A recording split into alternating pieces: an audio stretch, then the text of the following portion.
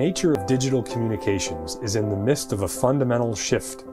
Today, individuals, corporations, and governments connect to the internet through a variety of mediums, including cable, fiber, satellite, and cellular, each with a set of trade-offs that impact bandwidth, latency, coverage, and price. While land-based connections have upgraded from dial-up to fiber, satellite communications, or SatCom for short, historically has failed to meet the growing needs of enterprises and consumers. But this is beginning to change. Today's culture of streaming, video calls, and homes full of connected devices require higher bandwidth and lower latency to achieve a modern internet experience. However, gaps exist in both quality and coverage in today's networks that prevent even basic communications. With a significant reduction in launch costs, improvements in satellite manufacturing, and a growth in private capital fueling innovation, the new SatCom industry is poised to create a space-based internet backbone that can deliver a faster, hyper-connected internet at global scale.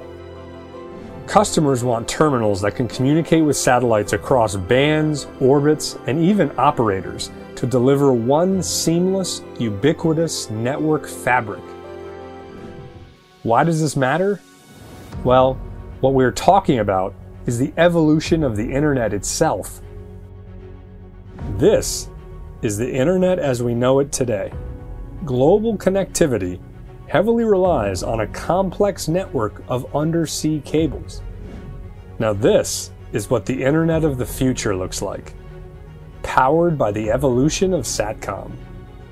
This SatCom-led internet of the future will enable and enhance some of the most exciting innovations in consumer and enterprise technology.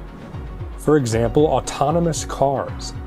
In order to keep these growing fleets connected, we will first need to blanket the planet with fast, reliable internet. When we look at healthcare, new, better connectivity will provide rural residents with increased access to health services like telemedicine.